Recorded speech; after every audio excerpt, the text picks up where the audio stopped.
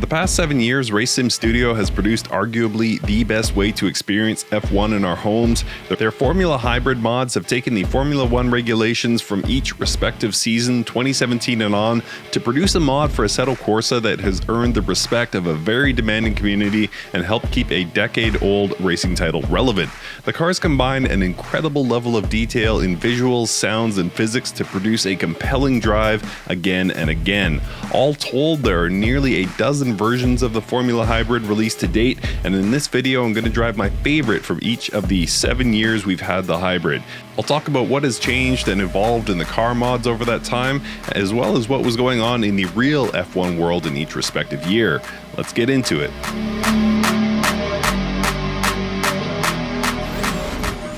Alright, so here we are, starting out, of course, with the Formula Hybrid 2017, and this one really takes me back. It's it's what, 7 years ago now, and just thinking back on what this car meant, and the first time I drove it and how blown away I was by what this mod team had done. I remember still one of my favorite channels, Ferrari Man 601. I remember him doing a deep dive into this car, and how technically impressive it was, and really sparked or reignited my love for Formula One, and certainly just sort of legitimized modding in my mind. There was, of course, great mods before this, but this is the one that sort of broke through and just kind of helped me realize what these independent modding teams were capable of, and just an absolutely mind-blowingly well-detailed, well-crafted car. And this is the Formula Hybrid 2017, and one of the first things you'll notice with the lens of 2023, or whenever you happen to be watching this in the future, is that the halo is absent. So very interesting from that regard. It's amazing how fast we got used to the halo. I'll talk more about it in subsequent laps or subsequent car drives when I get into the 2018, which was the first year of the halo. But yeah, for now it's just interesting to see that wide open cockpit view, and how easy it was to see. So I've switched to low deploy mode here, just trying to pick up some speed. If I'm not mistaken, this will be close to the slowest car I drive today, but we shall see. And one of the big differences in my Assetto Corsa install since this was released was the addition of the DRS Beep app, which is a game changer. You just automatically know when you come into the DRS zone. And I think there's even a further development of that now, where you can get a mod for Assetto Corsa that actually only allows it at the right time. So you have to be within a second of the car ahead, or in practice mode, or all the myriad conditions that need to be met in order for DRS to actually be active. But anyway, so how does the 2017 drive, 6-7 years on? Phenomenal. Amazing. It's just really good. I believe this is version 3, and so Race Sim Studio has come back and revisited this car a couple times and given us what it is now, and it is fantastic. This drives, I mean, if this was released today, honestly, if the project was to recreate a 2017 Formula One car, and this was what they released, and we had never driven this before, I think the conversation would be, wow, like Race Sim Studio nailed it. So it's just a testament to how timeless this thing is. There's nothing I drive on this car that, dates it or anything, other than, again, of course, the visuals. But in terms of how it drives, and, has Race Sim Studio made such great strides since then that this one is no longer relevant? No, I wouldn't say so. I would say it nicely represents this era of Formula One. Speaking of that era of Formula One, before I turn up the boost, what was going on in 2017? Well, it was the sort of height of, or I don't know if it's the height, but certainly right in the prime of Mercedes and Hamilton.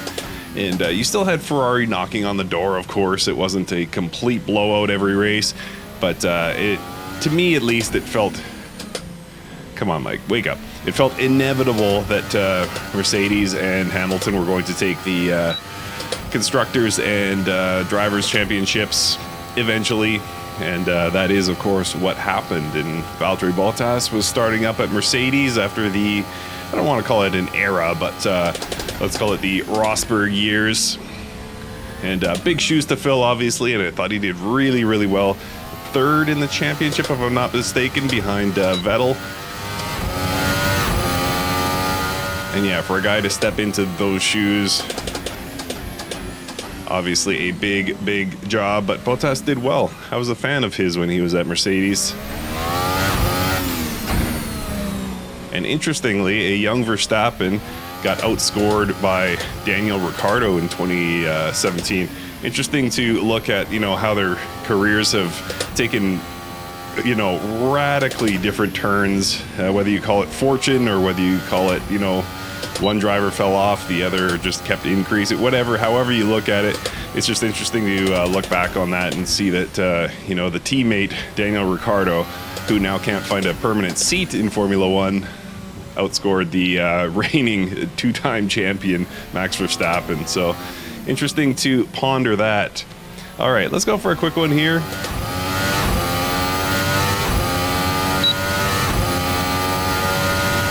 Somewhere down near the 120 mark would make me happy, I should say. I think we should have enough battery life to make that happen. We'll see. We'll give it everything. Big lock there, but managed to hold on to it.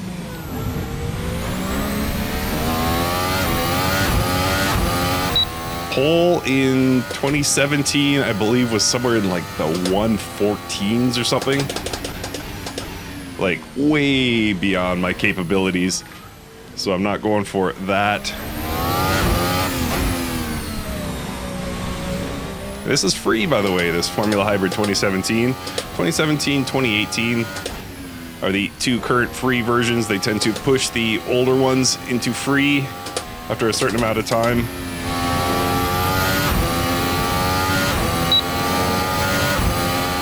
So up about 1.1 seconds.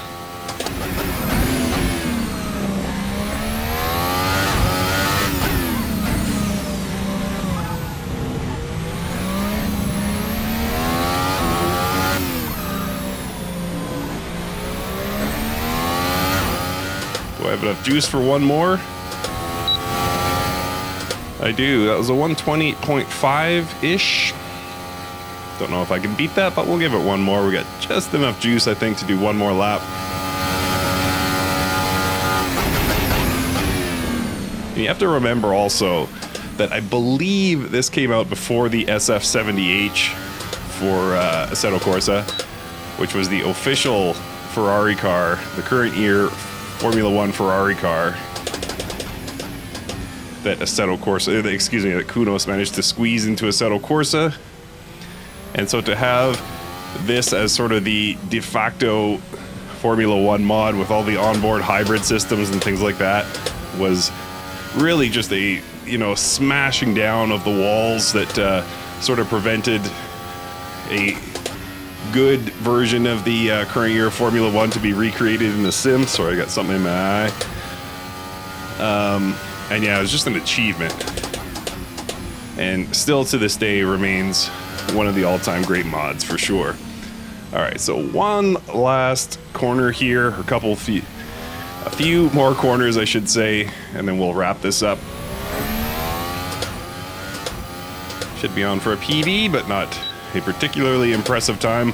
120.354. All right, on to 2018. And now the 2018. This is actually the first of two versions we got of the 2018. There was an S1 which took out the Halo. So this was the big talk of Formula One at the time, was the addition of the Halo. I talked in the 2017 about, you know, sort of the Mercedes dominance of the era. So yeah, there was sort of a feeling that on the track there isn't going to be much competition for Mercedes. Again, Ferrari was right there, but it just seemed like Mercedes had that extra step. But yeah, the 2018 car, the big note in terms of, you know, the visuals of the car and the overall design was the addition of that halo. And some people still to this day have not got used to it. I still, anytime I drive a haloed car, let's call it, in a sim, I still get comments, you know, is there any way to turn that halo off? You know, it's been over half a decade. I thought people would have been used to it by now, but apparently that is not the case. But yeah, it was this bar, and there was people in the both the racing world and the sim racing world that weighed in on the halo and said, you know, it just literally will do nothing, and it's going to only just, you know, take the driver's focus off the road, and just couldn't see a use for it. But years on now, we know that it's had a very positive effect, and, you know, in some cases potentially saved lives. But at the time, I would say it was very controversial in terms of not only its efficacy, but its looks, and, you know, was it a distraction to the drivers, and conversations of that nature were very popular. You didn't have to go far to find such a conversation. And yeah, Racing Studio bothered to put it into their 2018 version of the Formula Hybrid. So right away, going from 2017 to 2018, the first thing I noticed is the brakes are better. So you can probably notice it in my braking points. I'm braking way too early. So the braking definitely improved. Not a huge fan of the wheel, if I'm honest. That the wheel itself, the steering wheel, the in-game steering wheel, seemed to take a step down in terms of visual fidelity, maybe? I don't know what they were going for with that. Maybe it's something I wasn't privy to, but yeah, it doesn't look as good as the 17, but overall, beautiful car.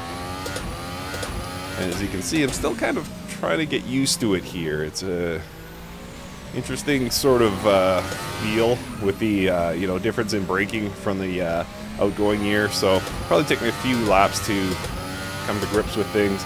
Then I'll see if I can break the 1 minute 20 mark. That was a 22.5 with charge mode on, I believe. I think I switched to low kind of halfway through the lap. And I think in the last section I talked about Daniel Ricciardo's 1 minute 14 pole lap. Oh, come on, Mike. I do believe that was actually 2018, so I might have been wrong about that. Not sure what pole time was in 17 here in Mexico. A little lock up there. So finally got the braking point right, if not a little late. And I'm running all default setups here, by the way. So the default tire compound may change year to year, so don't take the lap times too seriously in terms of a barometer of which is the fastest year.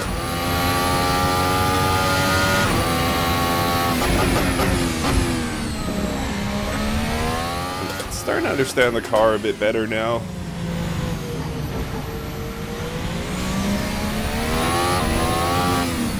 So yeah, in terms of real Formula One, well, like I said, another Mercedes-dominated year. Sebastian Vettel, Kimi Räikkönen at Ferrari. I mean, what a dream team that was. They couldn't quite find the pace to compete with Mercedes. It's just, yeah, Lewis Hamilton's time. That's really the best way to describe it. He just seemed, I remember he would make the odd mistake and it seemed like out of character. It's like a like a robot making a mistake or something. Did he have the best car in the grid? Yeah, of course he did. But was he driving the absolute wheels off it? Yeah, he was. So it was peak Hamilton. It was just kind of his era. Max Verstappen was a little bit further back in the field, and you know, it was difficult to keep up with either Mercedes or Ferrari. It was effectively a two-manufacturer race at that point.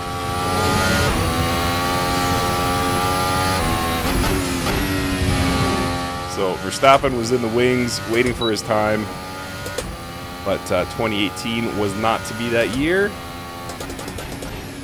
Whoa! And we had the debut of a man who we've yet to see his full potential yet,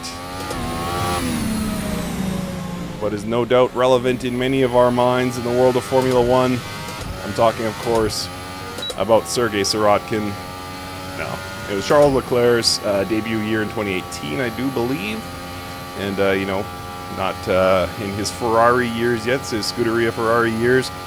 So a bit further back in the field, through no fault of his own, just didn't have the machinery, whoa, to be competitive yet.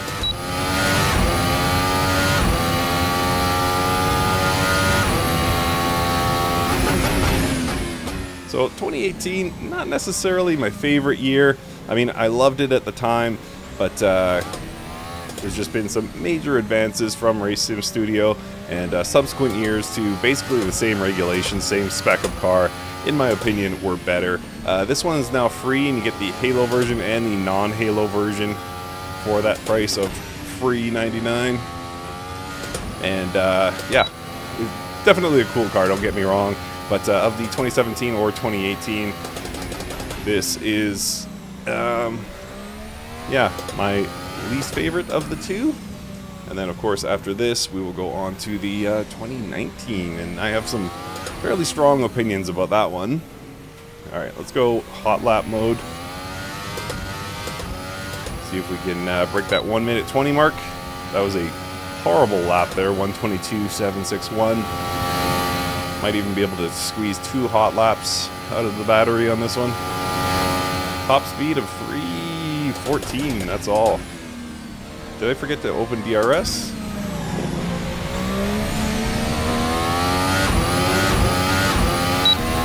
Boy, does that sound nice, though. Like the 2017, I mean, this thing aged very well. I only, you know, my only critique of it is that I like the 17 more, but that doesn't mean it's not an absolutely amazing mod.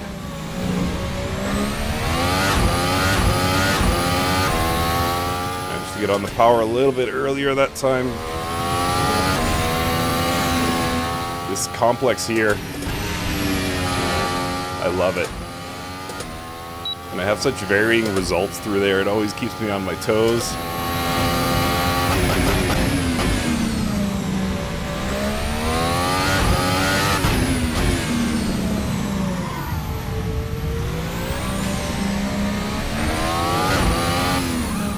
This was the ultra soft and hyper soft days too. So your tire selection mattered a lot.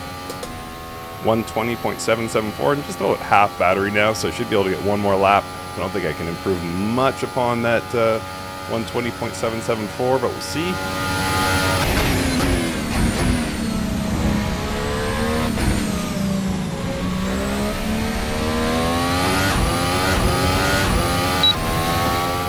About a 10th.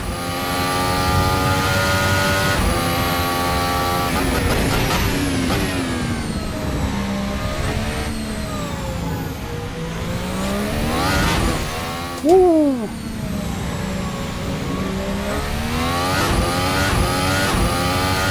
Up nearly a half second. See how I do through this winding complex here. I'm gonna try 5th gear. Losing time, didn't get that great of a launch.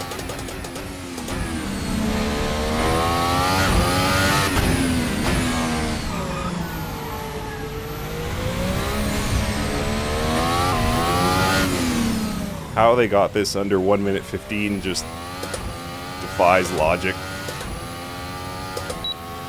There we go, 1 minute 19.679. So that's the fastest so far. Let's go on to the 2019.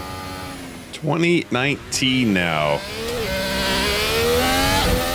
So let's go ahead and dial it down to charging. And so I mentioned that I have some opinions about the 2019. This to me was the most sort of on edge version, and we'll see if I still feel that way after all these years. But yeah, I always felt like this one was sort of on a knife edge, and I've seen some people extract some absolutely blistering laps out of this thing. I just was never able to, so I wonder if, you know, I'm just jealous. I carry a lot of bitterness in my heart toward this car because I was never fast with it. But yeah, it just kind of always felt like your inputs mattered much more than, or your level of inputs perhaps, mattered a lot more than previous years, and I just found myself spinning this one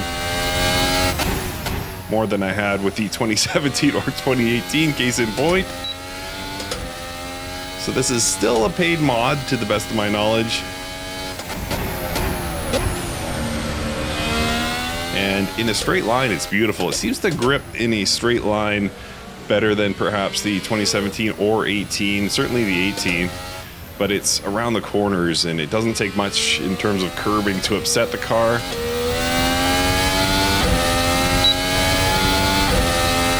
Let's dial it up slightly, get some electric motor adding to the mix.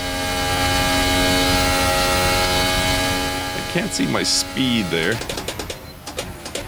Maybe I just missed it on the dash display, but feels a little bit faster than the 18 in a straight line. And again, you can get off the line quicker, but just around a corner it tends to be a bit more skatey, as my friend Billy Strange likes to say.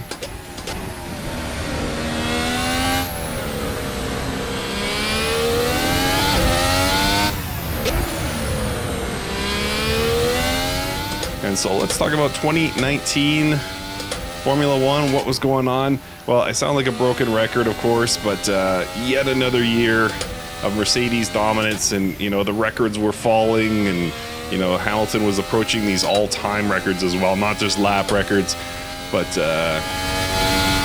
you know, Schumacher's 91 wins, which was just such a preposterous record. Like you'd be excused for thinking that it would never be touched because it was so far ahead of anyone else, and just seemed like such an insurmountable thing. But Hamilton was definitely closing in, and yeah, it was just scary how much he was accomplishing on track. Ferrari, again, I think they had, if I'm not mistaken, didn't they have some illegal engine upgrades? I think we saw that at Spa, if I'm not mistaken. They just kind of took off in a straight line past the dominant Mercedes, and everybody was kind of like, hang on a minute. I can't remember exactly what it was, but some sort of technical workaround, which in many ways I love about F1. I love that these guys behind the scenes, guys and gals, are able to, you know, find these little technical advantages and exploit them. I think that's really cool. But at the same time, there are limits, of course, and it appeared that Ferrari pushed past that limit. But who can blame them? I mean, after so many years of Mercedes dominance and them kind of knocking on the door and wanting to be, you know, the next manufacturer's championship, do you have to take some risks? Yeah, of course you do. This is what you get paid to do. But they weren't able to quite find it. And interestingly, and I hope I have done my research properly, I didn't realize this until going back and looking, but I believe Max Verstappen was third in the championship. And you say, well, what's the big deal about that, Mike? Future world champion. Yeah, but Ferrari was second in the Constructors' Championship. So that means Max put his Red Bull ahead of a very strong Ferrari team. So super impressive. And yeah, just it was Mercedes domination. I tried to say one of those two words and ended up blending them.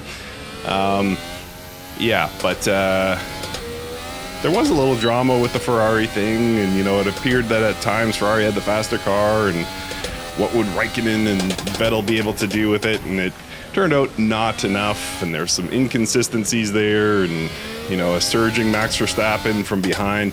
Yeah, just kind of all came together to play out. Not too dissimilar to how the previous few years had gone.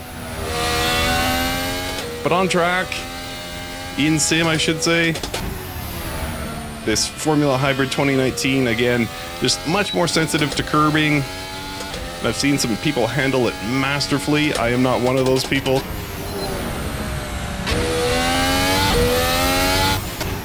So I struggle a bit with lap time with the 2019. It's not really my favorite. When it connects, when it clicks, it feels really, really good. But like, I would rate this higher than the 18, I think. But what came next with the 2020 was, in my opinion, where Race Sim Studio really took off and just found another gear. So we'll get into that, of course, in the next segment. But let's dial it up to hot lap here. Maybe we can get 2 laps out of the battery like we've been doing with the previous versions. See if I can get that. What's my best so far? Can't recall. But anyway, we'll see if we can get into the 19s here.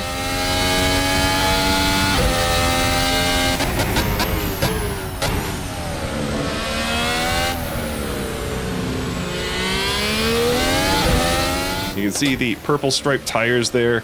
It's that ultra soft, I want to say it comes with by default. I'm running everything default today.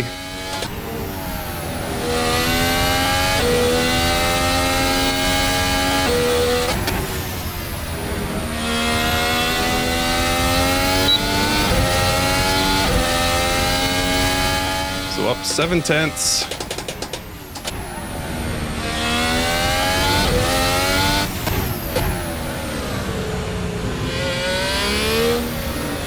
We didn't quite get a full lap with the hot lap deploy here.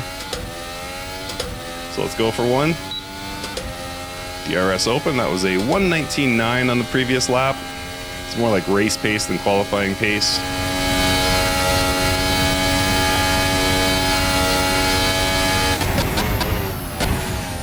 Too early on the brakes there. Probably handed back a couple of tenths. I'm just doing these all in one take, so don't judge me by my driving, please.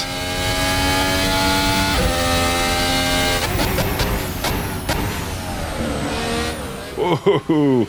You want proof that I'm doing it all in one take? There we go. If you're seeing that, should be proof enough. Let me get some charge here. Use the rest of the lap to try and conserve battery. Keep the tires warm though, keep pushing. And then we'll try one more on hot lap mode.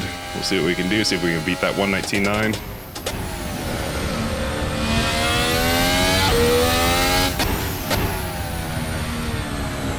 And once again, just amazing attention to detail by this RSS team. Amazing sounds, amazing drivability. Although again, you might find this one a little bit on edge. But yeah, the sounds are phenomenal as well. So just overall great car.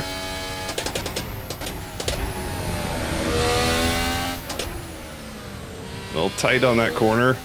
Not a great line. Now into the red on the Delta.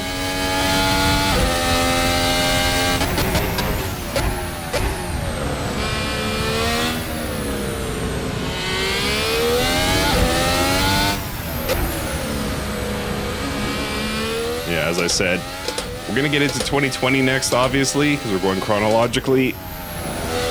And that's one that might rank as my favorite, so if you've made it this far, be sure to stick around.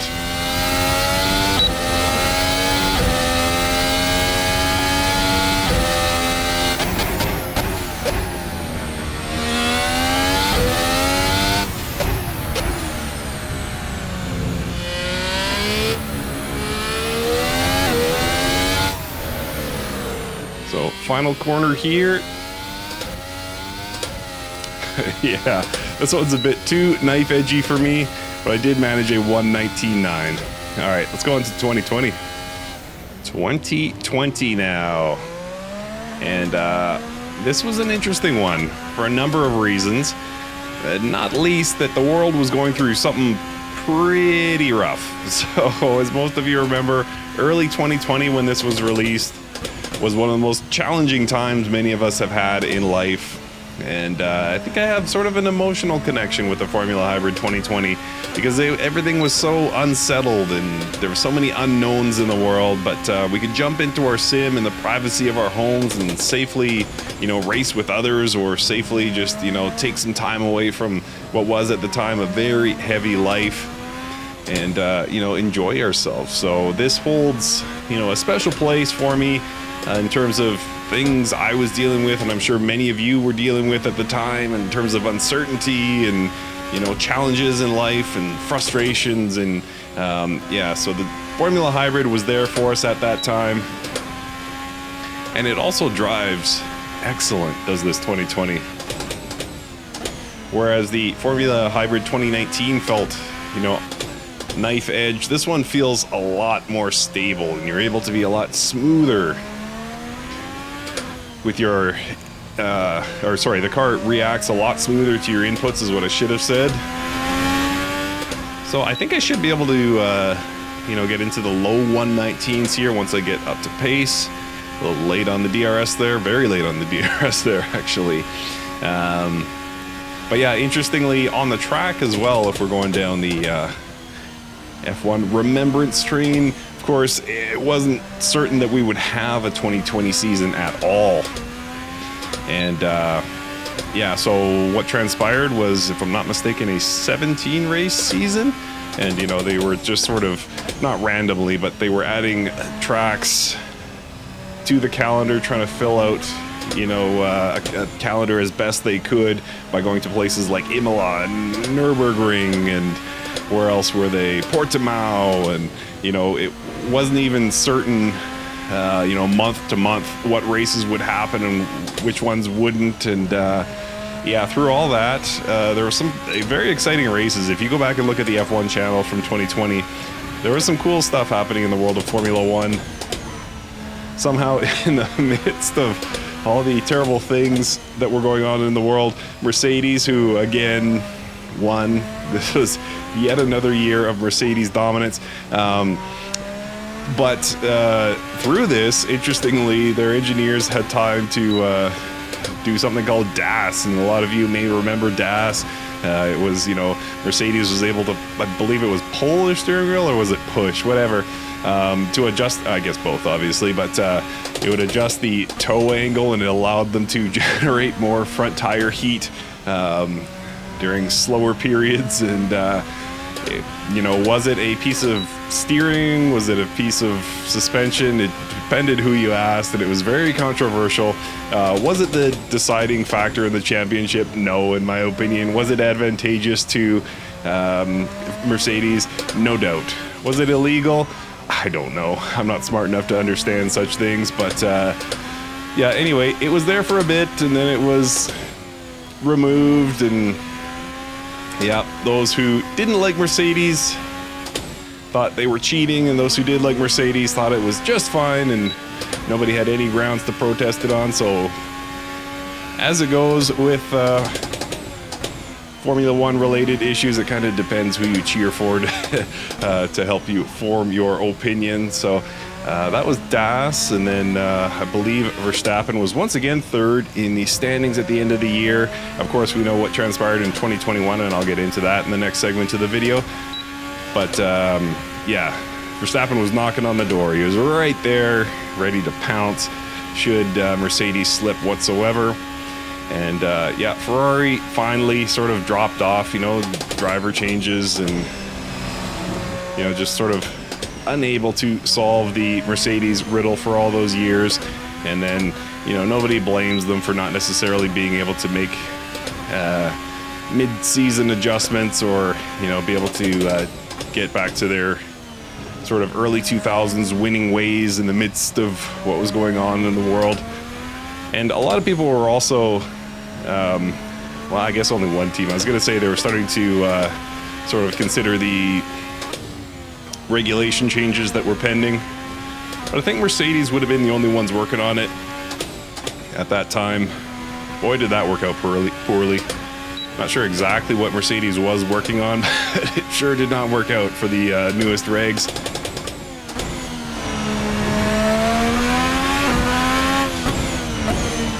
But yeah, so 2020, a very challenging year, but Race Sim Studio absolutely nailed it. And I think this very well could be my favorite of the Formula Hybrids. Is it the fastest? I don't quite know. But regardless, I think this one, in terms of its sound, in terms of its looks, in terms of what it meant to me, in terms of the handling, probably if I had to take one to a deserted island, it would probably be the 2020 version. I love this. These, of course, were among the fastest cars to ever compete in a race series. You know, you get one-off prototypes that might be faster than this, but in terms of like a full-blown race series, I think the this era of Formula One would be it, right? There was cars faster in a straight line, of course, when you talk about Group C and things like that. But in terms of the handling and overall abilities of the car, I don't think anything can compete with this. So very cool to have, you know, such an excellent version of such a historic car. Will cars be this fast again? Yeah, probably at some point. But for right now, with the slightly slower regulations currently in F1,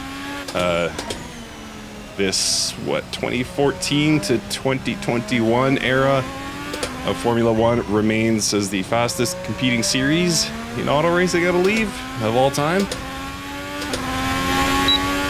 All right, let's go for it. In this 2020, interestingly, not that fast. That was a 1 minute 21 second previous lap.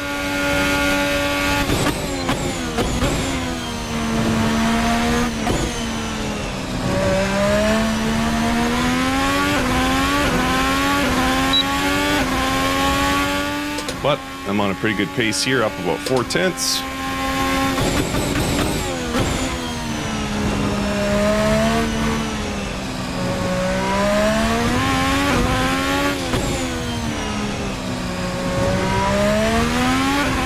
And yeah, so stable. Really fills you with the necessary confidence to push. Might pay for that statement in a second here, but for now, again, just fills you with a high degree of confidence that you can push it much, much harder than certainly the 2019 version.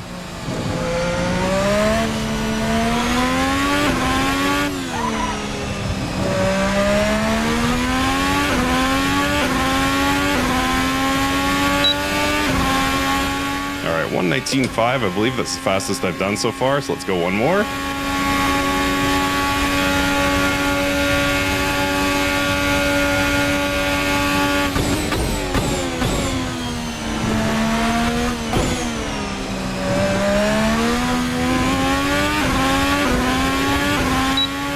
Got a decent jump there, up about 0.3.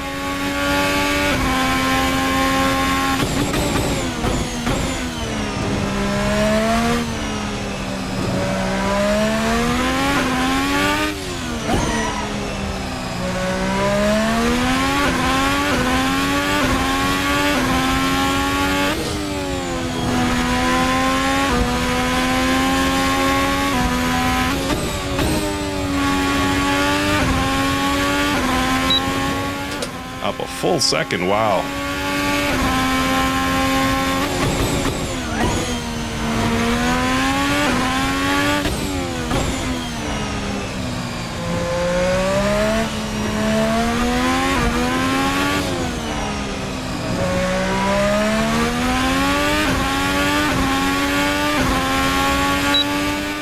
So that might be the fastest lap I do today, 1:18.41. Still like 4 seconds off qualifying pace for this era.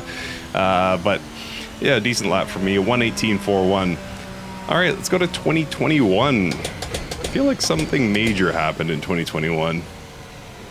2021. Probably when I say 2021 and am talking Formula One, what comes to your mind is Abu Dhabi. And we'll talk about that in a second.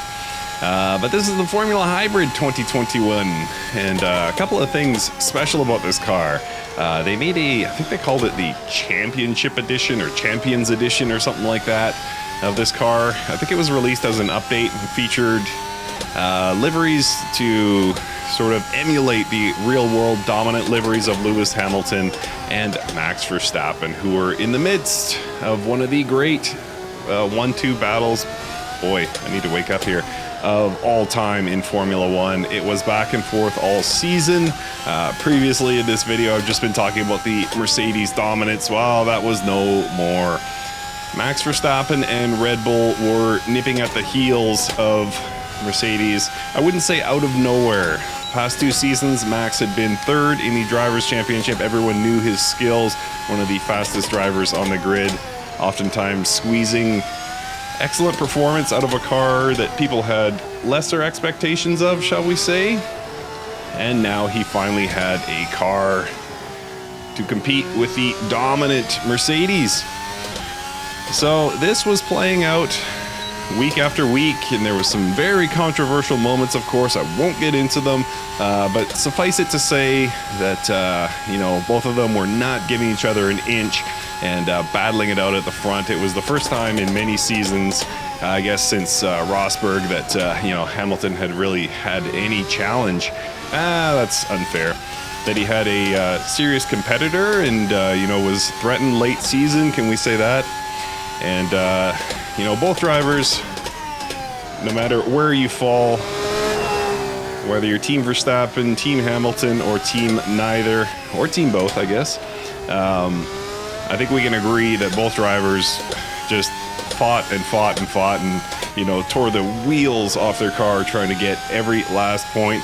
And as it turned out, it came down to the final lap of the final race of the season to decide that championship. So absolutely incredible season. And similarly, we have the incredible Formula Hybrid 2021. I would say in terms of grip, I've spent a lot of time talking about grip levels and how stable the car feels. 2019 felt on edge to me, still to this day feels on edge. 2020 feels much more stable. 2021, probably somewhere in between would be the best way to describe it. It definitely is not as on edge as the 2019. Also doesn't feel quite as stable as the 2021, but it's, you know, bullet fast and, you know, great handling overall. Great sounds. And again, those champions liveries, you know, to emulate Hamilton, Verstappen, pardon me, we're probably as close as what am I trying to say here? RSS has come to emulating the real world. They've always been very deliberate in their approach to not emulate liveries from the real world and, you know, kind of do their own thing as the 11th team on the grid. But this one, they, you know, I think everyone realized that we were witnessing F1 history. And, yeah, so they really bought into that and gave us some cool liveries to look like, you know, the top two drivers.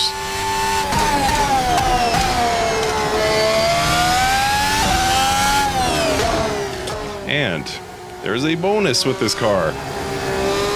What you have, if you look at the liveries for the Formula Hybrid 2021, the default liveries, you will notice a Sim Racing 604 shout out, in addition to many of my fellow content creators.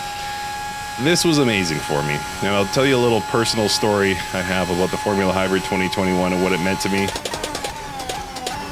So I had been a supporter of Race Sim Studio for the longest time, loved their work, and frankly, never needed anything back, you know. I love what they do, I'm entertained by what they do, and the fact that they give me year after year hours and hours of entertainment for about €5. You know, I saw that as them sort of upholding their end of the bargain. I'll continue to promote their work as long as they keep providing me with fantastic mods at a low price. But they decided to go above and beyond. So some of you may remember, I'm sure many of you don't, but early 2021, I had an issue. I made a video about a company who was stealing work. There was a mod creator and they were stealing work from a friend of mine in the sim racing game. And that friend reached out to me and said, Mike, is there anything you can do? So I made a video and I called this thieving company out publicly. They took serious offense to that and chose to, what would you say, take out, leverage, whatever the file perhaps is the right word, a bunch of false copyright claims against my channel. And what happens, for those of you who are not familiar with the inner workings of YouTube, if you get 3 strikes against your channel, you're gone. To my knowledge, you can't even appeal it. So I was at 2, and I thought for sure I was going to get 3, so I was kind of, you know, I'm a pragmatic person overall, and I was kind of resigned to the fact that, you know, this is it for my channel. It sucks that it ended this way. I'll appeal it if I can, but realistically, my channel is gone. So over the course of the weekend, after I released the video telling people not to support the work of this thieving company, it was copyright strike after copyright strike. They were dropping in my inbox like hourly. It was brutal. And thankfully, YouTube kind of lumped them into a number of different sort of separate but containing many copyright strikes. So I said that poorly, but anyway, I was sitting at 2 strikes and waiting for the 3rd to come in, and that would be it for my channel.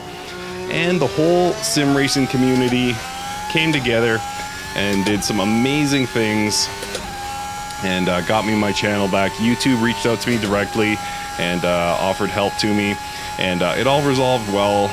And to show their support, Race Sim Studio actually put my logo on the default liveries of this car, again, along with so many other great content creators who also rose to the occasion to help me out, and I'm forever grateful. And every time I drive the 2021 and look at those default liveries and see, you know, my company name on there, it just blows my mind, and I'm forever going to be a Race Sim Studio fan for many reasons. First and foremost, their work, because I think it's fantastic, but also because they took the time to you know, support me and give me a little boost of happiness that I really needed at a dark time for this channel. So absolutely amazing company, and the 2021 will forever have a piece of my heart, quite frankly. I can't look at this and not be happy, you know, that they went above and beyond to show their support for me. So that is my little emotional story about the Formula Hybrid 2021 and why I love it a little bit more perhaps than the others. But it also drives fantastic, and I've been going through this long story, not really thinking about my performance here, but we'll see what we can do. Somehow just ran a 119.809, so we'll see if we can shave that down a bit by going to hot lap mode. And yeah, I said I was going to talk about Abu Dhabi, so let's talk about Abu Dhabi. So I mentioned that the season came down to the final lap of the final race. So most of you know the story. There was a controversial overtake. There's a red flag or yellow flag, sorry. Whoa, Mike. There was a yellow flag late because a driver hit the wall. Everybody queued up. That should have been the end of the season. Hamilton was leading the race. That was enough to win him the title. It was done and dusted, and then, yeah, things transpired where some cars got to retake their position, blah, blah, blah, blah. You know the story. It was a messy one. Verstappen got his first championship, and only won by the slimmest of margins. Hamilton got 2nd place in that race, and yeah, that's how 2021 finished. So it signaled the end of the Mercedes era. Perhaps they may get back up soon, who knows, but it's not looking like it at this point. But yeah, just a tremendously exciting series, and there was a lot of just nasty, vitriolic stuff going on in the social media world outside of the F1, but and you know, some nasty things on track, let's be honest. But overall, I think, you know, once it's a few decades old, we'll look back on this in a similar fashion, I should say, to like the Senna and Prost rivalry, where we look back and we say, wow, that was an exciting time, and you know, the sort of more controversial moments become more like anecdotes than, you know, emotional moments. So we'll see what happens with that, but for now, it's in recent memory as one of the more controversial and tightly contested F1 seasons of all time. And again, just forever grateful for Race Sim Studio for including me in this. I admit there was some dark times for me back then, and you know, firing up one of my favorite mods by one of my favorite mod creators in one of my favorite games and seeing my company name on there just meant so much. So this is a special one for me. What are we at here? 118.895. We're into the 118s. I think I will take it. And now it's time for a major regulation change. Let's get into 2022. So we're into 2022 now, and a dramatically different car from the outgoing year. There was a major regulation change, not so much to the engine, but to the overall design. You know, I don't know if it was a direct response necessarily, but surely there was some, let's see, involvement from the Mercedes-dominated era to make things more competitive in the world of Formula One. So they changed the regulations. These cars were designed to be able to follow more closely, and a few other technical regulations were changed as well. The engine is give or take the same.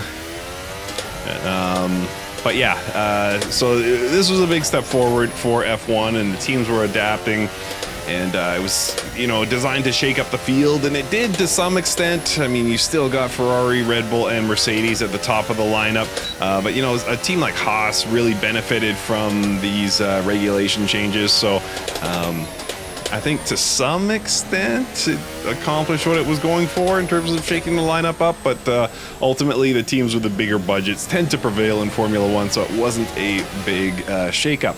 But this Formula Hybrid 2022, actually it came with two versions, and the astute among you, students of the, let's call it, what do we want to call it? Mod game in Assetto Corsa might recognize that this is not actually the direct successor to the 2021. How do you go with something in between 2021 and 2022? Well, you take a stab at it. So what Race Sim Studio did was they made the X. I think it was called the X 2022 in the end. But yeah, it was based on the regulation changes. When the regulation changes were announced and confirmed, Race Sim Studio said, hey, we can do this. We can take a crack at this. And they almost got it right. And it's funny, one of my most viewed videos of all time was a video, I think I just called it 2022 F1 is here or something like that. And I drove the X, I think it was just called Formula Hybrid X at the time. And I drove that car, and for some reason, a lot of people watched that. But yeah, anyway, so big changes in Formula One, and Race Sim Studio took a crack at making the first drivable car that was compliant with the updated regulations. And yeah, it was pretty good. It's, now that we have the actual 2022 and the performance is quite a bit different, we can look back on the X and say, you know what, it's not that great by comparison to the rest of the Formula Hybrid lineup, but for the time it was mind-blowingly good. And what an incredible technical achievement for Race Sim Studio to take on the new regulations before we had even seen the cars and get it mostly right. So very, very impressive.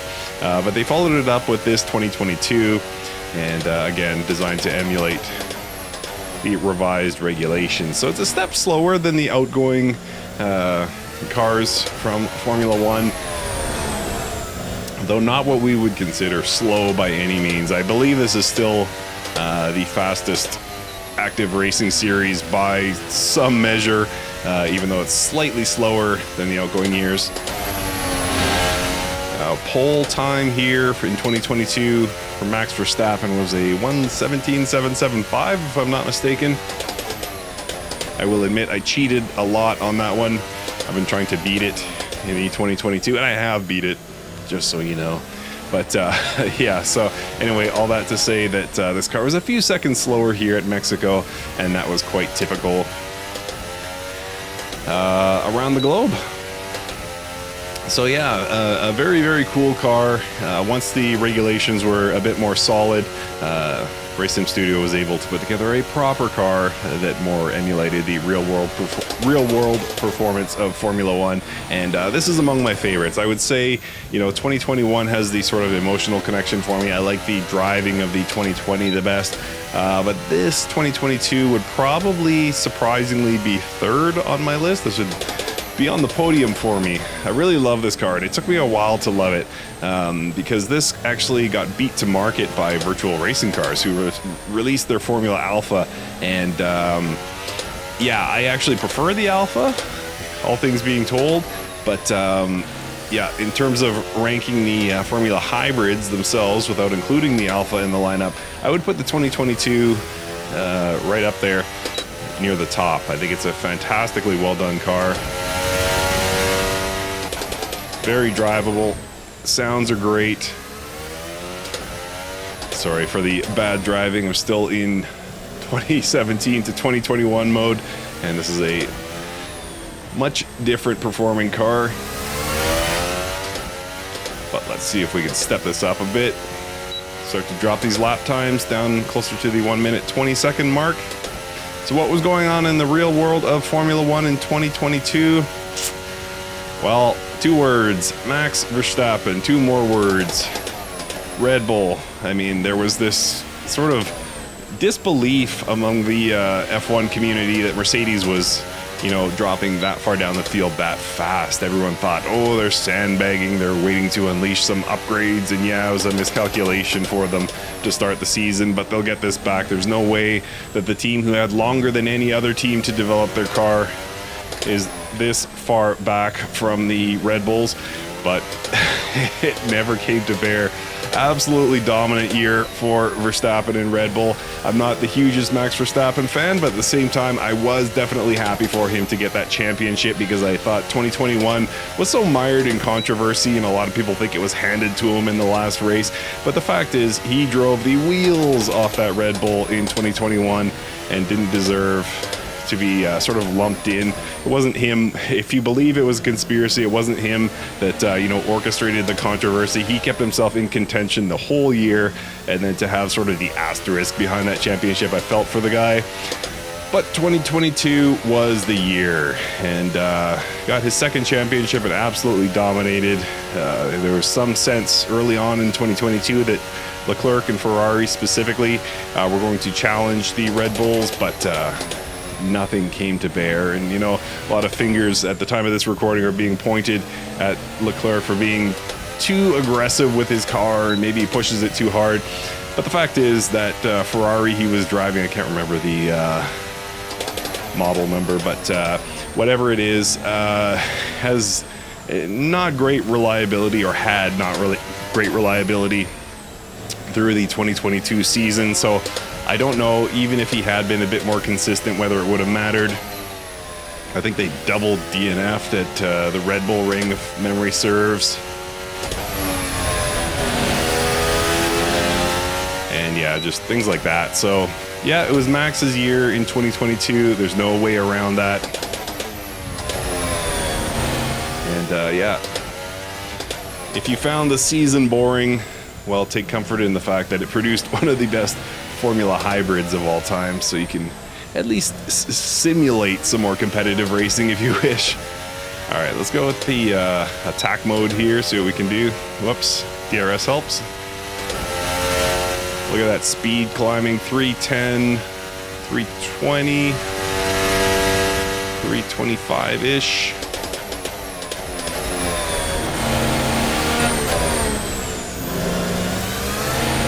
So as I say, I have beat Verstappen's pole time in this car.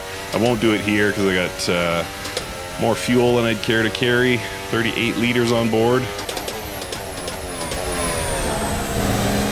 Plus a lot of regen that I would turn off if I was competing for a pole.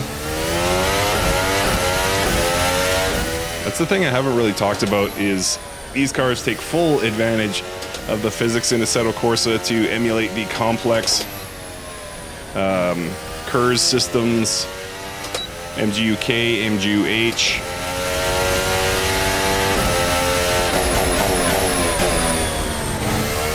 It gives you definitely, in my opinion, the best F1 experience from the comfort of your home, at least in terms of drivability. I mean, the F1 games have the advantage of, you know, real world teams and tracks and drivers and all of that, free of, you know, sort of dancing around names and dancing around sponsors and things like that. So that's one advantage the F1 games have. But in terms of the drivability of the cars, yeah, it's Assetto Corsa in my opinion, and specifically the Formula Hybrid. Again, shout out to the Formula Alpha, definitely one of my favorites. But the Formula Hybrid for 7 years running has been incredible. I'm kind of sad to see this video come to a close. I don't know what I'm at for time. I've recorded all of these clips that you're seeing back to back to back. There's been no take twos, nothing like that. And I'm just having the best time I've ever had. Well, maybe not ever, but in recent memory from recording a video. So I'm sad that it's coming to a close with 23, but at the same time I am looking forward to driving the 23 because it's equally fantastic.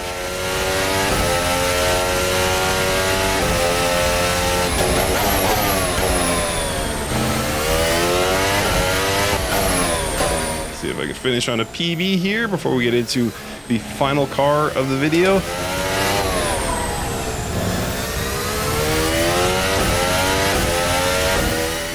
Lost a bit of time through the final sector, but still got down into the mid 119s, so that'll be good enough. And we got just one car left. So sadly, the final car of this video, this is the Formula Hybrid 2023 at the time of this recording. It is the current year of Formula Hybrid. And I did my review of this. I've done a review of the car year after year for 7 years. And yeah, they never disappoint. And I did my review very recently for the 23 and got a lot of messages. Mike, why do you hate this car? What's wrong with it? You're usually so positive. People totally mistook that video, and for that I apologize. If that many people misunderstood what I was saying, the problem lies with me, not with the people. But I will say that my intent was to say that the Formula Hybrid 2022 was so good that it was difficult perhaps for me to see the massive improvements of the 2023 over the 22, and therefore justify the purchase of the 23 if you already own the 22. Yeah, that message was not received, and again, probably not put forth to the best of my ability. So yeah, apologies for that, but overall I do love the 22, excuse me, here we go again. I do love the 23, but I think I just love the 22, I don't know.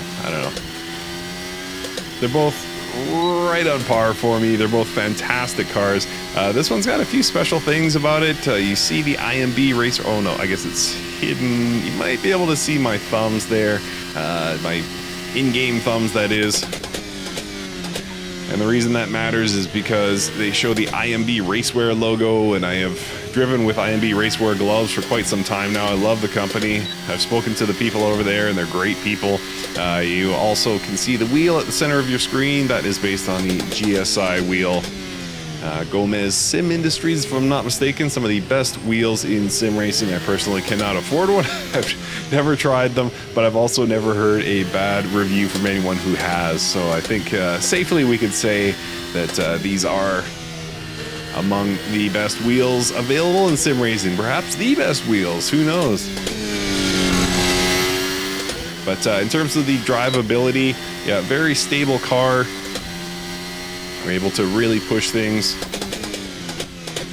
And one of the biggest steps forward from 22 to 23 is the in-game audio. It sounds fantastic, particularly in replay mode. There's sometimes, because I've been fortunate enough to go to a recent F1 race. I went to the 2022 Canadian Grand Prix and got to hear these cars. And I've been searching for the sound ever since, like who got it right, who got it right. And yeah, RaceSim Studio got it right in this 23. It sounds fantastic. The downshifts and things like that you get from the car, truly among the best you will ever hear. And yeah, it's you know, trying to recreate an engine that pales in comparison to, you know, the V8, V10, V12 eras of Formula One, but at the same time, for what they were tasked with, RaceSim Studio did yet another excellent job.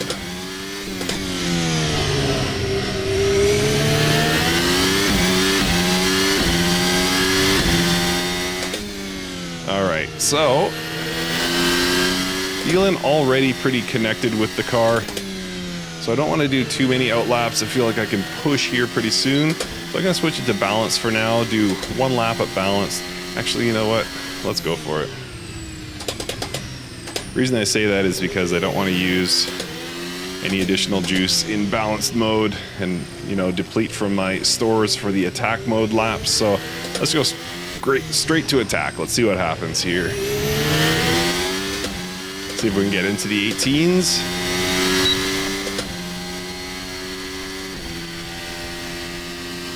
I love the shape of this car because I can see my my rear wing open under DRS in my mirrors.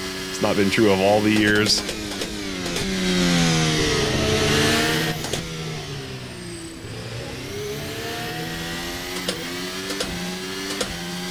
Yeah, it's an extremely smooth car. If you know what you're doing.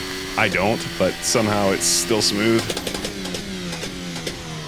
And then I do that, which is the opposite of smooth. Better phrased, I would have said it has the ability to be very smooth. In the right hands, or in my hands when I get lucky, perhaps.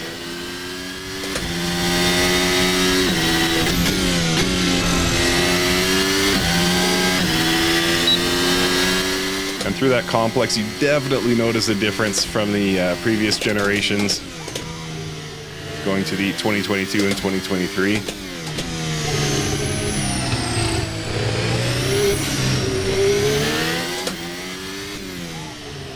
Little lock there. And full beans through the final corner.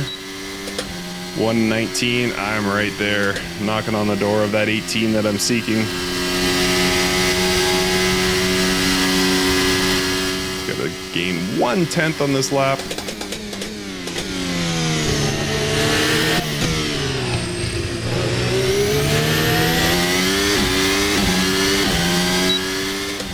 On the power a little bit earlier there, so I'm up quite a bit of time.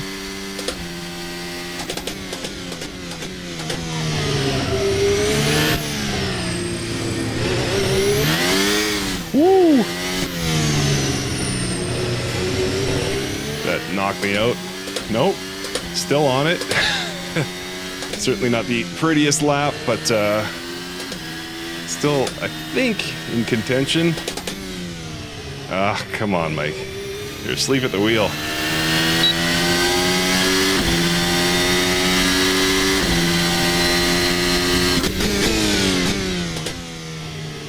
Okay. Cross that finish line, start a fresh lap, see if we can get this down into the 18s again. First gear for some reason. Let's go.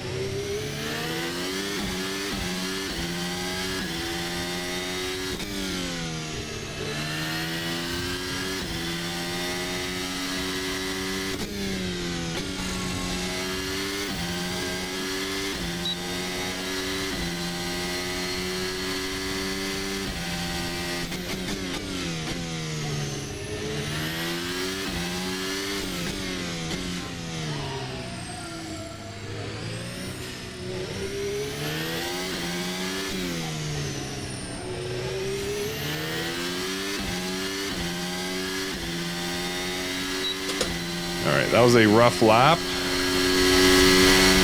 Let's do a build lap. And then we'll try that again. I gotta get into the 18s. Gotta do it, gotta do it. So I'll be protecting tires on this lap and just focusing on getting my energy stores back up. And with any luck, I might have full stores so I can do 2 laps if need be. See what happens.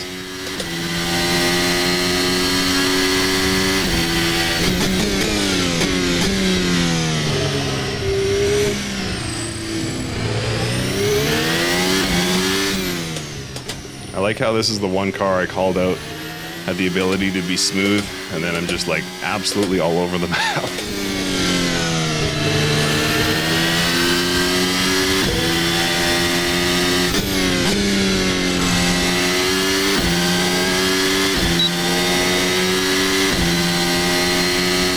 All right, so I will be nowhere near full stores here, so I'm just gonna get the 1 lap So the pressure is on.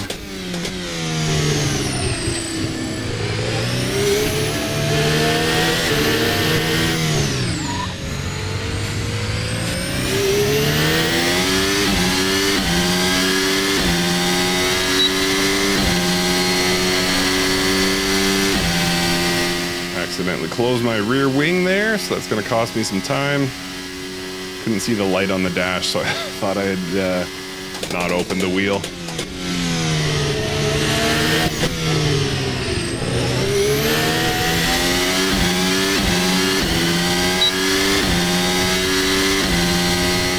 So far, so good.